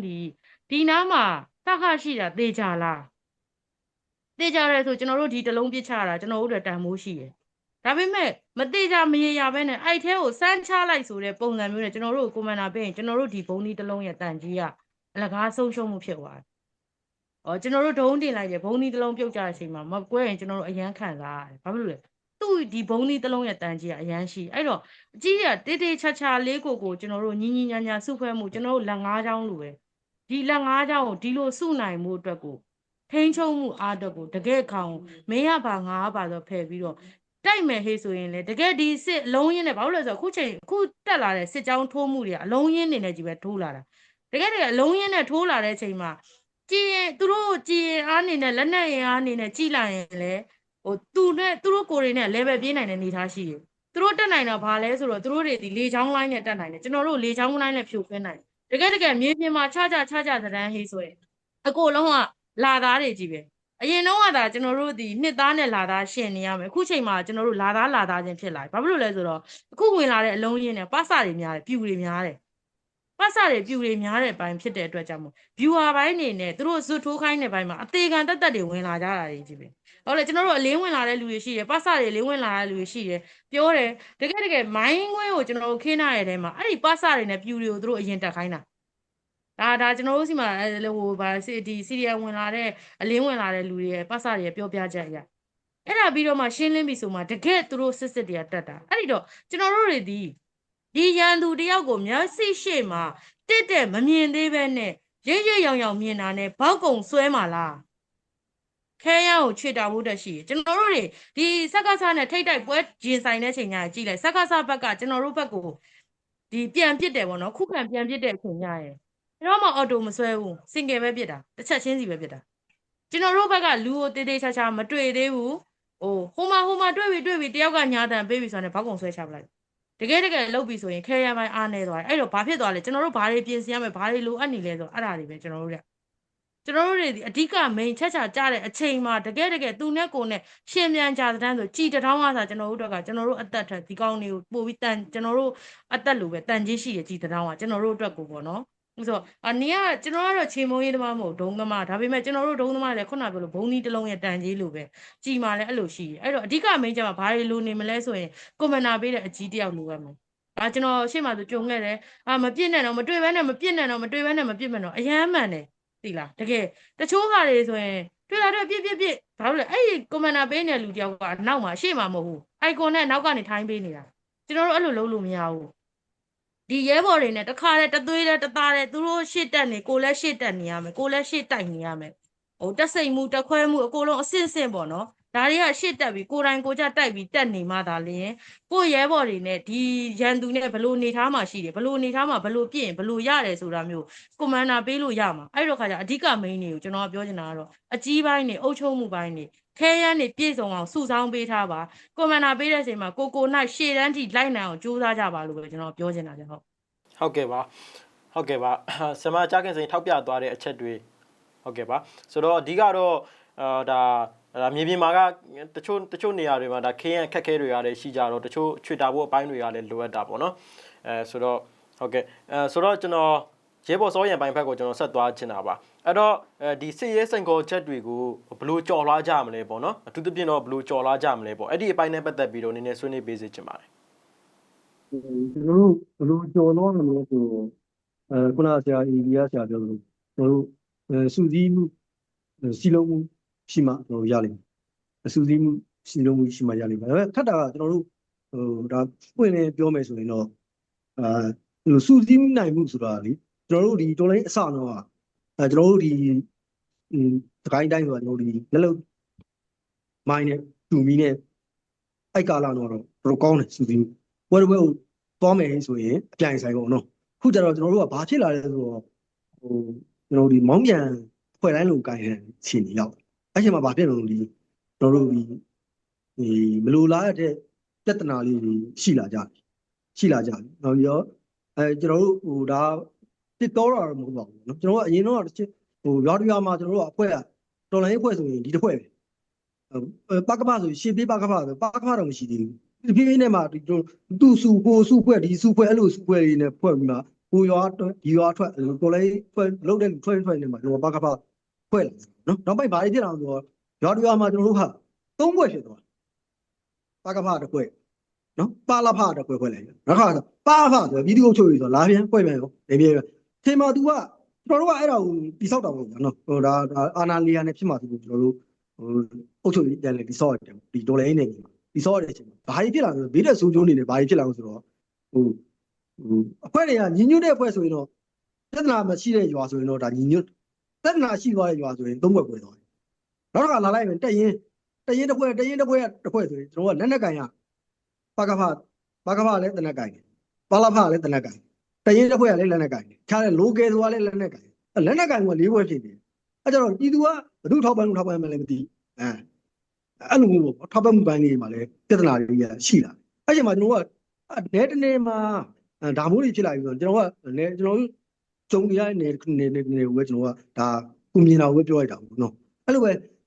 ဲတိုင်းစကိုင်းတိုင်းတစ်ခုလုံးကိုချုပ်ကြည့်လိုက်ရင်လည်းဒီပြဿနာရှိတာဒီပါသုံးလုံးပြဿနာနဲ့ကျွန်တော်ဒီအထွေထွေပြဿနာပေါ့ဗျအဲ့လိုဖြစ်နေတဲ့အချိန်မှာကျွန်တော်ကစူးစီးဖို့ကြတော့စူးစီးနိုင်တဲ့အားကတဖြည်းဖြည်းနဲ့ဘယ်လိုဖြစ်တော့ဆိုတော့ပြန်ကွဲကုန်တယ်အင်အားစုတွေအကုန်ပြန်ကွဲနေတယ်ဒီ IMDM မူရောက်မှရှိတဲ့ဟာကသုံးဘက်ကွဲနေပြီးတိုင်းကျွန်တော်တို့အတိအကျအဖွဲ့တွေကျွန်တော်တို့ငယ်လေးကိုစိတ်ရှိလို့ကိုတော်လန်နေတဲ့အဖွဲ့တွေကလည်းတစုဖြစ်နေတယ်သူနဲ့လည်းတစုဒီအဲ့အောက်မှာရှိတဲ့ကျွန်တော်တို့တိုင်းတစ်ဖွဲ့တွေကလည်းတခုပေါ့ဗျာအဲ့ဒီအချိန်မှာဒီအင်အားစုတွေကိုဘယ်လိုစုကြမလဲခုနကျွန်တော်ဘယ်လိုကြော်လွှားမလဲဆိုတော့ကျွန်တော်ရာခုနကျွန်တော်ဂျပန်စကားနဲ့ပြောလို့ကျွန်တော်ကစစ်တိုက်မယ်ဆိုတာတော့ဒီ COC တစ်ခုနဲ့တိုက်မှာရမှာနော်ဝင်ပြစ်သွားလိုက်တပ်ပုံကြီးရိုက်သွားလိုက်ကြိုင်လိုင်းပေါ်တင်လိုက်ဒါမိုးတွေပေါ့အဲ့အမွေလုံးလို့မရဘူးကျွန်တော်ကဒီပြောပါတော့ကျွန်တော်တို့ဒီတိုင်းမျိုးနဲ့ကျွန်တော်တို့ဒီစထိုးလာပြီးပြောတွင်းမှာကျွန်တော်အမှကျွန်တော်တို့စစ်စင်ကျွန်တော်တို့ဒီအမွေအောက်ကကျွန်တော်တို့ဒီခရိုင်ရင်းတင်းတရင်မှုတို့ကတောင်းနေလိုက်တယ်ဒါပေမဲ့သူ့ရဲ့ COC ကိုပဲကျွန်တော်တို့သူ့ရဲ့ COC ကပဲကျွန်တော်တို့သွားတယ်ဒါဘာပဲပြောဒါအထိုက်ရောက်ကျွန်တော်တို့2လကျော်ကျွန်တော်တို့ခုခံကာကွယ်နိုင်တဲ့အချိန်ရှိခဲ့တယ်ပေါ့နော်အဲ့မှာကျွန်တော်ပြောလို့ကျင်တာကတော့ဘလို့ကြော်လွှားကြမလဲဆိုတော့ကျွန်တော်တို့ဒီမြို့နယ်တိုင်းမှာလည်းကျွန်တော်တို့စစ်ကူကျွန်တော်ပလန်ကြပါဗျာနော်စစ်ရေးစီမံချက်နဲ့တိုက်မှကျွန်တော်တို့အဆင်ပြေလိမ့်မယ်ဒီတိုင်းမှာမဟုတ်ဘဲနဲ့ဘုရားပွဲသွားသလိုစစ်တိုင်နေလို့ကျွန်တော်တို့အဆင်မပြေနိုင်တော့ဘူးကျွန်တော်တို့နော်အဲ့ကြရင်ဘာဖြစ်လို့ဆိုလူလူပဲခံရတယ် လူတွေလည်းခံရမယ်အခုကလူတို့စကိုင်းလူကမြေနှစ်ခါနာဖြစ်နေနော်အချိန်ချင်းနားနေရဖြစ်နေကျွန်တော်တို့လည်းထိရောက်တဲ့ကာကွယ်မှုပေးနိုင်လို့ဒီအစိုးရဒီစစ်ရဲ့အစိုးရတန်ရာကိုပဲကျွန်တော်ထက်ခါခံနေရတယ်ကျွန်တော်စကိုင်းမျိုးလို့ပို့ချိုးတော့ပေါ့ဘာလို့ကျွန်တော်ငလျင်တန်လည်းကျွန်တော်ခံခဲ့ရတယ်အခုတက်ပြီးတော့ကျွန်တော်တို့စုမှုထားတဲ့ရွာတွေပါထပ်ပြီးတော့ပြန်ပြီးပေးလိုက်တဲ့အခြေအနေတွေရှိနေတယ်ပေါ့နော်အဲ့ကြကျွန်တော်တို့ကကျွန်တော်တို့မစီလို့ရင်ပြည်သူပဲခံပါနော်အဲ့ဘလူဘာဖြစ်လို့ဆိုတော့တနိုင်မျိုးကျွန်တော်တို့ဒီတော်လိုင်းတခွတ်တော်လိုင်းလက်နဲ့ကင်ထားစီမှန်သမျှကကျွန်တော်တို့ကပြည်သူရဲ့မျက်နှာကိုကြည့်ပါလို့ပြည်သူရဲ့မျက်နှာကိုကြည့်ပြီးကျွန်တော်တို့စုစုစည်းစည်းနဲ့ခုခံကာကွယ်ကြပါလို့ကျွန်တော်အဲ့လိုပဲကျွန်တော်ပြောချင်တယ်ခင်ဗျာဟုတ်ကဲ့ပါဟုတ်ကဲ့ဆိုတော့ကျွန်တော်ဆွေးနွေးခန်းကလည်းအချိန်ကနေအနည်းငယ်လစ်လာပြီဖြစ်တဲ့အတွက်ကိုကျွန်တော်တို့ညီကုန်းချုပ်ဆွေးနွေးချက်ပြီးရင်တော့ကျွန်တော်ဒီ season ကိုဆုံးသက်လိုက်ချင်ပါတယ်အဲ့တော့ကျွန်တော်ရေးပေါ်ပြပြကျော်ဘက်ကနေစပြီးအလှည့်ပေးခြင်းပါတယ်ပေါ့နော်နောက်ဆုံးကျွန်တော်အနှစ်ချုပ်ပေါ့ဗာများဖြစ်ဆွဲဆွေးနွေးချင်တာမျိုးရှိအောင်မလဲခင်ဗျာအဓိကကလက်ရှိမြေပြင်မှာစပွဲတွေကရန်သူကလူလိုင်းထိုးလာတယ်လို့နောက်တစ်ချက်ကပါလဲဆိုတော့ကျွန်တော်တို့ရဲ့ကြည်စံတွေကိုလည်းသူတို့ဖြုံးလာတယ်သူကအင်အားတွေအများကြီးနဲ့ကျွန်တော်တို့ကိုခုနညီမလေးပေါ့နော်ဒါကြားခင်စိန်တို့ဒီရှာမကြားခင်စိန်တို့ဒီဆွေးနွေးသွားတယ်လို့ပဲကိုယ့်ဘက်ကမြင်ဟိုပေါ့နော်ပြစ်နေတဲ့အခါမှာကိုယ့်ဘက်ကကြည်စံတွေရုပ်ရော့လာတစ်ဖက်မှာလည်းဘာတွေဖြစ်လာလဲဆိုတော့ကျွန်တော်တို့မြေပြင်မှာကြည်စံပေါ့နော်လက်နက်ခဲယမ်းတွေဝယ်ရပြူရတာတွေတအားရှားပါလာတယ်ဘယ်လိုဖြစ်ဆိုတော့တန်ဖိုးတွေကအစမတန်မြင့်တက်လာတယ်ပေါ့နော်စစ်ပွဲတွေရှိလာတယ်ခမတစ်ဖက်ကလည်းကျွန်တော်တို့ကြည်စံတွေမရတော့ဒီပေါ့နော်ဝယ်လို့ချမ်းလို့အဖက်ဖက်ကနေပိတ်ဆို့မှုတွေရှိနေတဲ့အခါမှာကျွန်တော်တို့လက်နက်ခဲယမ်းတွေဒီဝယ်ရချမ်းရတာလည်းမလွယ်ကူတော့ဘူးအဲ့တော့ကျွန်တော်တို့ရန်သူကလည်းဘာဖြစ်လာလဲဆိုတော့ကျွန်တော်တို့ရဲ့ရှိနေတဲ့လက်နက်ခဲယမ်းမှာခဲယမ်းတွေကိုသူကလိုက်ပြီးအဖြုံးပြတယ်သူတို့ကကျွန်တော်တို့ကိုမပြစ်ဘူးကျွန်တော်တို့ကပဲသူတို့လိုက်ပြီးပြစ်လိုက်ရင်နဲ့ကျွန်တော်တို့ကပဲမြင်စွတ်ပြစ်နေတဲ့အခါမှာကျွန်တော်တို့ကြည်စံတွေကတဖြည်းဖြည်းနဲ့ကုံလာတဲ့အခါမှာပြန်လဲဖြည့်တင်းမှုရအတွက်ဘလောက်ပဲပတ်စံရှိနေဝယ်လို့မရတဲ့အခြေအနေတွေဖြစ်လာတယ်အဲ့ဒါကလည်းကျွန်တော်တို့ဘက်ကကျွန်တော်တို့ဘက်ကသေချာပြန်လဲပြင်ဆင်သွားမယ့်အပိုင်းတွေရှိလာတယ်ပြီးတော့နော်ပြစ်ခတ်မှုထိမ့်သိမ်းမှုရာတွေကစလို့ပေါ့နော်အများကြီးပြန်လဲပြီးတော့ပြင်ဆင်ရမယ်ပြီးတော့နောက်တစ်ခုကတက်နဲ့ဒီပေါ့နော်တက်မှုနဲ့ကတသားတည်းရှိနေရမယ်တက်နဲ့တက်မှုကအရှေ့မှာရောက်နေတက်မှုကဘေးမှာရောက်နေတယ်တက်ကကြတော့ရှေ့တန်းလွှတ်ထားတယ်တက်မှုကအဝေးကနေပြီးဖုံးနဲ့လှမ်းပြီးတော့ကွန်မန်းဖေးနေရဆိုတဲ့ပုံစံမျိုးတွေမဟုတ်အောင်တက်နဲ့တက်မှုနဲ့ကတက်မှုဒီစစ်မြေပြင်ရဲ့အကြောင်းလဲသိနေရအောင်တက်မှုဒီရဲဘော်တွေနဲ့တူတက်သားလည်းရှိပေးနေရမယ်အဲ့လိုပေါ့နော်ကျွန်တော်တို့ကပြန်လဲပြင်ဆင်ထားပါလို့အဲ့လိုစုဖွဲ့မှုတွေပြီးတော့ခုနကျွန်တော်တို့ပြောကြသလိုပဲဗျာပေါင်းမကိုရတော့မယ်အဲ့ဒီအတွက်ကိုမှလည်းကျွန်တော်တို့ကပူပေါင်းဆောင်ရွက်ရေးအတွက်ကိုပေါ့နော်joint committee ပေါ့နော်ပူပေါင်းဆောင်ရွက်ရေးအတွက်ကို joint committee တွေဖွဲ့စည်းထားရမယ်အဲ့လိုပေါ့နော်စနစ်တကျကျွန်တော်ပြင်ဆင်မှသာလျင်ဒီကျွန်တော်တို့ရဲ့ဒီပွဲကဆက်လက်ပြီးတော့ကျွန်တော်တို့အချိန်မြင့်လာမှာဖြစ်တယ်အခုဆိုနည်းနည်းကျွန်တော်တို့နောက်ပိုင်းမှာကျွန်တော်တို့ရန်သူကလည်းလူလိုင်းထိုးတက်လာတဲ့အခါမှာကျွန်တော်တို့ရဲ့တိုက်ပွဲအချိန်မြန်နည်းနည်းကြလာတယ်လို့တန်ဖိုးတွေကကြလာတယ်လို့ကျွန်တော်တို့လည်းမြေပြင်မှာခံစားလာရတယ်အဲ့ဒါကြောင့်မလို့ကျွန်တော်တို့တွေကပေါင်းမကိုရမယ်ပြီးတော့နိုင်ငံရေးအရာတော်လည်းကောင်းကျွန်တော်တို့ဆက်လက်ပြီးတော့ရုန်းကန်နေကြရမှာလည်းဖြစ်တယ်ကျွန်တော်တို့အဲ့ဒါမှသာလျင်ကျွန်တော်တို့ကစစ်ကောင်စီကိုနိုင်ပိုင်းနိုင်မှာဖြစ်ပါတယ်အနိုင်တိုက်နိုင်မှာဖြစ်ပါတယ်ကျွန်တော်တို့စစ်တပ်မရှုံးမရှင်းစစ်တပ်မကြမစုံမချင်းကျွန်တော်တို့တော်လိုင်းရမှာပြီးသေးပါဘူးဟုတ်ကဲ့ကျေးဇူးတင်ပါတယ်ဗျဟုတ်ကဲ့ပါဟုတ်ကဲ့ကျွန်တော်ဆရာမကြားကင်စိန်ဘက်ကိုဆက်ပြီးလှည့်ပေးခြင်းပါတယ်ဆရာမဗာများဖြစ်ဆွဲဆွေးနွေးချင်တာရှိမလဲခင်ဗျာဖြစ်ဆွေးနွေးချင်တာအခုဆိုရင်စကားဘက်ကသူတို့စကားနဲ့ညီအောင်တကယ်လုပ်နေပြီပေါ့နော်အဲ့တော့ကျွန်တော်တို့ဘက်ကလည်းကျွန်တော်တို့ကအခုကဘာလို့ဖြစ်လာလဲဆိုရင်ခံစစ်တွေပြန်ဖြစ်လာပြီပေါ့နော်အရင်တော့ကကျွန်တော်တို့တိုက်စစ်တွေဖွင့်နေကျွန်တော်တို့ဘက်ကနေပြီးတော့တိုက်စစ်တွေဖွင့်လာနိုင်ခဲ့တယ်အခုကျွန်တော်တို့ကခံစစ်သဘောမျိုးဖြစ်လာပြီအဲ့တော့စကားစားတွေကထိုးတော့မယ်ဟေ့ဆိုညာတန်ပေးပြီးမှထိုးတာဥပမာပေါ့နော်သူတို့ဗျူဟာလမ်းတွေဗျူဟာကြားတဲ့လမ်းတွေဥမာရွာတရွာသူတို့ဆုံးရှုံးထားတဲ့မြို့နယ်တွေဆိုရင်သူတို့အဲ့နေရာကိုစခန်းထိုင်ပါမယ်လို့ကြွေးကြော်ပြီးမှပဲစစ်ကြောင်းကထိုးတာဆိုတော့အဲ့လိုမျိုးထိုးလာတဲ့အခြေအနေထားမှာခုနကဒီအကိုတွေပြောသွားသလိုပဲစုပေါင်းမှုစုဖွဲ့မှုတွေကိုဒီမြို့နယ်တစ်မြို့နယ်မှာအဖွဲ့ပေါင်း100ပဲရှိနေ3ဖွဲ့ပဲရှိနေ50ပဲရှိနေအဲ့ဒါတွေကစုဖွဲ့ပြီးတော့ဒီဟာတွေကိုကျွန်တော်တို့ကအရင်ဦးဆုံးလက်ဦးမှုနဲ့ပိတ်ဆို့ထားနိုင်မယ်ဟေ့ဆိုရင်ဒီစစ်ကြောင်းအလုံးရင်ဘလောက်တက်လာကျွန်တော်တို့ဘက်ကဒါအရင်ဦးဆုံးပိတ်ဆို့ထားနိုင်ရင်ဒီကောင်တွေရှေ့တက်မလာနိုင်ဘူးဆိုတော့အဲ့ဒါမျိုးလေးတွေပြင်ဆင်မှုတွေလိုအပ်နေရပေါ့နော်ကျွန်တော်တို့စစ်ကြောင်းကြီးလာပြီဆိုပြီးမှ အလက်ဆွဲထွက်တာတဲ့စာရင်ကျွန်တော်တို့တွေဒီအရင်ဦးဆုံးကိုကအရင်ဦးအောင်ဝင်မဲ့လမ်းတွေကိုပိတ်ဆို့ပြီးကျွန်တော်တို့ဘက်မှာမိုင်းသမားမိုင်းဟိုဒီမြေပြင်သမားချင်းမွေးသမားချင်းမွေးသမားဒုံသမားready နဲ့အစင်တစ်နဲ့တာဒီထွက်လာမဲ့အင်အားကိုကျွန်တော်တို့ကြိုတင်ပြီးစောင့်ထားရင်ကျွန်တော်တို့တွေဒီဘာဖြစ်မလဲတေးကြတဲ့တက်လာတဲ့စစ်ကြောင်းတွေဒီကျွန်တော်တို့အတွက်တွေကြီးပဲဖြစ်မှာကျွန်တော်တို့အတွက်ကြည့်ပဲဆိုတော့ကျွန်တော်တို့ဘက်ကအသာစီးရတယ်ကိုပြောချင်တာကျွန်တော်တို့နယ်မြေကျွန်တော်တို့သူတို့စိုးမိုးချင်တဲ့နယ်မြေကိုကျွန်တော်တို့စိုးမိုးခွင့်မပေးရဘူးပေါ့နော်ခုနောက်ပိုင်းနေမှာဝင်လာတဲ့အလုံးရင်းနဲ့စုပ်ပေးလိုက်ရတယ်ဟာတခါဝင်လာတဲ့အလုံးရင်းနဲ့ပြန်စုပ်ပေးလိုက်ရတယ်ပြန်တိုက်တယ်သူတို့ကိုပြင်ဆင်ချိန်ပြီးတော့သူတို့တွေကအဲ့အလုံးရင်းနဲ့အဲ့တနေရာဝင်ပြီးဆိုတာနဲ့ဂလုတ်ချင်းတို့လုံးဝခိုင်မှာစောက်တော့တာနေချင်းဆက်ညချင်းစောက်တော့တာနော်အချိန်မဆွဲဘူးဘလောက်မှအချိန်မဆွဲဘူးနေချင်းညအခုဒီစကတ်ရောက်ပြီဆိုတာနဲ့ဂလုတ်ချင်းတူးတယ်သူတို့ဒီလောက်ရမဲ့သူတို့အထိုင်ဘန်ကာတွေလောက်တယ်အကိုလုံးအပင်တွေလှဲတယ်ချက်ချင်းလောက်တာလုံးဝမနာဘူးဒါစကားဘက်ကလောက်လာတဲ့လောက်ဆောင်မှုအဲ့တော့ကျွန်တော်တို့ဒီမြို့နယ်တစ်မြို့နယ်ကိုနယ်တစ်နယ်ကိုရွာတစ်ရွာကိုမဝင်ခံဘူးကအဲ့ရွာကိုမဝင်ဘူးအဲ့ရွာထိပ်ကိုကျွန်တော်တို့အရင်ဦးဆုံးဥအောင်ပိတ်ထားဖို့လိုတယ်အဲ့လိုဥအောင်ပိတ်ထားဖို့ကလည်းကိုယ့်အဖွဲ့တွေစူးစီးဖို့လိုအပ်တယ်အော်နော်ပိတ်တဲ့လူကတော့ကာတဲ့လူကတော့ကာနေတဲ့ဖွဲ့ကကာနေမကာတဲ့လူကမကာဘူးဟိုခဏလောက်လေးစောင့်ပြီးသွားရင်ငါတို့ကပင်မန်းပြီဆိုပြီးတော့စုတ်တယ်ဒီပင်မန်းနဲ့ခဏကိုခံပါလားတော်လန်ရေးနောက်ထပ်နှစ်ရှည်လာများကိုကျွန်တော်တို့ဆက်ခံပါလားကျွန်တော်တွေးစေချင်တာပေါ့နော်ဒီစကားစားတွေဒီရွာကိုဝင်လာမယ်ဒီစကန်းတစ်ခုကိုအထိုင်ချမယ်ဒီရွာတစ်ခုမှာအထိုင်ချမှာတိပါရဲနဲ့အဲ့ဒါကိုအလဲကျနဲ့စုပေါင်းမှုနဲ့10ဘွဲ့ရှင်10ဘွဲ့ဥအောင်ကျွန်တော်တို့ကာပြီးတော့နေညဒုက္ခခံပြီးတော့ပဲကာပြီးတော့စောက်မှာလားဒါမှမဟုတ်ကျွန်တော်တို့တော်လန်ရေးကိုနှစ်ရှည်လာများထိဒုက္ခခံပြီးတိုက်မှာလားအဲ့နှစ်ခုကိုပဲကျွန်တော်ကတွေးစေချင်တာပေါ့နော်ဒါကတော့ကျွန်တော်ဖြစ်ဆက်ပြောချင်တာထက်ဆရာလောက်တာလည်းမဟုတ်အကြံဉာဏ်ပေးတာပေါ့နော်ဒါကျွန်တော်လည်းဟိုရှေ့မှာသွားခဲ့ရတဲ့ပွဲတွေနဲ့မှာကြုံတွေ့နေရတဲ့မြင်နေရတဲ့ဥစ္စာတွေကြောင့်မို့ဒါရလာတဲ့အတိတရားတစ်ခုပေါ့အဲ့တော့ကြတော့ကိုမှရှိတဲ့ဥစ္စာတွေနဲ့ညီမျှသုံးမယ်အဖွဲ့တွေကျွန်တော်တို့10ဘွဲ့ရှိ9ဘွဲ့ရှိ3ယောက်ပဲရှိ9ယောက်ပဲရှိစုဖွဲ့ပေးကြပါပေါင်းစည်းပေးကြပါမန်မာနာတွေအာကာဒတွေခဏဖယ်ထားပါကျွန်တော်တို့ဒီတော်လန်ရေးတွေဒါကျွန်တော်တို့ရဲ့လုံးဝနောက်ဆုံးပွဲဖြစ်နေပြီသူတို့ရွေးကောက်ပွဲကိုစက္ကစလည်းရအောင်လုပ်နေပြီအဲ့တော့ဒီရွေးကောက်ပွဲကိုလုံနိုင်ဖို့အတွက်ကလည်းသူတို့စိုးမိုးနယ်မျိုးသူတို့ချပြနိုင်ဖို့အတွက်ဒီစက္ကစဘက်ကလုပ်နေပြီအဲ့တော့သူတို့ချမပြနိုင်အောင်ကျွန်တော်တို့ဘက်ကကာဖို့လိုအပ်လာပြီအဲ့ဒီကာဖို့လိုအပ်တဲ့အချိန်မှာဘာတွေလဲဆိုတော့ကျွန်တော်တို့ဘက်မှာဟိုအရန်ကိုဝါးစီးပြည်သူလိုပြည်နေတဲ့ဟာရှိတယ်အဲ့ဟာတွေကိုပြန်ပြီးစုစည်းပေးပါဟိုအဖိုးပုံမျိုးသား3ယောက်ကိုပြောတယ်အဖိုးပုံမျိုးအမြဲတမ်းနားတဲ့ကိုကြားပေးပါအဲ့လိုကြားပေးရဆိုရင်တေချာပြီကျွန်တော်တို့တွေဒီနောက်ဆုံးဒီပွဲဒီစက်ကလုပ်တဲ့မင်းအောင်နိုင်လုပ်တဲ့ရွေးကောက်ပွဲလုံးဝမဖြစ်စေအောင်အဲ့တော့အဲ့ဒီဟာတွေကိုခဏဖယ်ပြီးကျွန်တော်တို့စုဖွဲ့ပေးပါလုပ်ပေးပါအဲ့ဒါကိုပဲကျွန်တော်ကတော့ဖြစ်စော်ပြီးပြောချင်တယ်ဗျ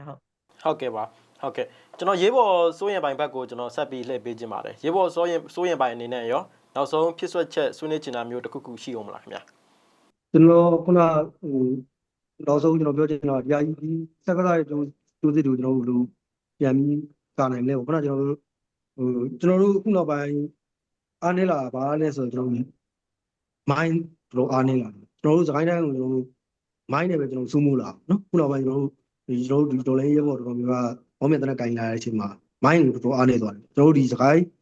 းမုံရလန်းဆိုရင်ကျွန်တော်တို့2နှစ်ရှိနေပြီနော်ကျွန်တော်တို့စကားစားရဲ့အလုံးစီလန်းကြောင်းတွေကိုဒုက္ခမပေးနိုင်တော့မိုင်းနဲ့မကြတော့နော်အဲ့လိုအခြေအနေဖြစ်သွားပြီကျွန်တော်စကိုင်းရွှေဘုံလန်းဆိုရင်သူကဖြေပေးနိုင်ပေးလိုက်တဲ့အခြေအနေဖြစ်သွားပြီပေါ့နော်အဲ့ချိန်မှာကျွန်တော်တို့ဒီမိုင်းကိုကျွန်တော်တို့တော့ကိုကျွန်တော်တို့မိုင်းသုံးချမှုတော်တော်နည်းလာပြီပြောလို့ရတယ်ပေါ့နော်မိုင်းရဲဘော်တွေလည်းစနစ်တကျကျွန်တော်တို့ထပ်ပြီးတော့မွေးထုံးနိုင်တဲ့အခြေအနေတွေဖြစ်လာတယ်နော်အဲ့ချိန်မှာကျွန်တော်တို့ဒီလမ်းမိုင်းတွေကိုလည်းခုတဖြည်းဖြည်းနဲ့စကားစားစိုးမိုးလာပြီကျွန်တော်တို့စိုးမိုးထွက်ခြင်းတွေလည်းတဖြည်းဖြည်းနဲ့ဒါကျွန်တော်စကိုင်းမြို့နယ်ဆိုရင်ဒါနှစ်လမ်းလုံးလာပေးလိုက်တဲ့အခြေအနေဖြစ်သွားပြီပေါ့နော်အဲ့လိုပဲအခြားမြို့နယ်တွေလည်းလာတော့မှာဒီကြောက်ထိုးမှာအခုဆိုကျွန်တော်တို့ဒီဝက်လက်နောက်ချမ်းဒီကိုပါရာမိုတာရောက်လာပြီပေါ့နော်ကျွန်တော်တို့ကတခုလည်းမဟုတ်ဘူးမြေပြင်ရောဝေဟင်ရောကျွန်တော်အစုံဘက်စုံကျွန်တော်ဖိအားပေးခံရတဲ့အခြေအနေဖြစ်နေပြီပေါ့နော်အဲ့ချိန်မှာပြည်သူကလည်းဒုက္ခမှုရောက်ပြီးရောက်ပေါ့နော်တို့ပြည်သူလည်းတက်နိုင်ပြီးကျွန်တော်ပြန်ကြည့်ရမယ်အခြေအနေရောက်နေပြီနော်ခုနကျွန်တော်ပြောလို့ကျွန်တော်တို့ဒီမတူပွဲပြမှုတွေကိုတူတာတွေကိုကျွန်တော်တွဲလို့မရမတူတာတွေကိုကျွန်တော်ခွဲလို့နော်ဘုဒ္ဓမှလည်းအပြစ်မမြင်မဲနဲ့ကျွန်တော်တို့ဒီတက်နိုင်ပြီးကျွန်တော်တို့ဒီစကောင်ကြီးရဲ့ကျွန်တော်တို့ဒိုးစစ်ကိုတက်နိုင်ပြီးဥပ္ပံ ကာကွယ်ကြပါကာကွယ်ခုခံကာကွယ်စူပေါင်းအားနဲ့ခုခံကာကွယ်မှရမယ်လို့ကျွန်တော်ကလိုပဲဆွေးနွေးကြပါလေဟုတ်ကဲ့ခင်ဗျ ဟုတ်ကဲ့ပါအခုလိုအချိန်ပေးဆွေးနွေးကြတာကျေးဇူးအထူးတင်ပါတယ်ဒီမှန်းချက်တွေလည်းအမြန်ဆုံးအောင်မြင်ကြပါစေခင်ဗျာမီဇီမာရဲ့ချစ်တော်အညာမြေစကဝိုင်းအစီအစဉ်မှာဒီနေ့စစ်ကော်မရှင်အထိုင်တက်နဲ့စစ်ရဲလာရဆိုတဲ့ခေါင်းစဉ်အောက်ကနေဆွေးနွေးချက်တွေကိုကျွန်တော်တို့နားဆင်ခဲ့ကြတာဖြစ်ပါတယ်အဲ့တော့ဒီဆွေးနွေးချက်နဲ့ပတ်သက်ပြီးဘယ်လိုမြင်လဲကိုယ့်ရဲ့ထင်မြင်ယူဆချက်တွေကိုလည်းအောက်က comment တွေမှာဝင်ရောက်မှတ်ချက်ပေးဆွေးနွေးနိုင်ပါတယ်မြန်မာပြည်သူပြည်သားတွေနဲ့မီဇီမာပြည်သက်တွေအားလုံးရန်သူမျိုး၅ပါးဘေးအန္တရာယ်ကနေကင်းဝေးနိုင်ကြပါစေအထူးသဖြင့်ဆရာနာရှင်ကပ်ဘေးကနေကင်းဝေးနိုင်ကြပါစေနောက်အစီအစဉ်တွေမှာပြန်ဆုံပါမယ်ကျွန်တော်နောက်ပါခင်ဗျာ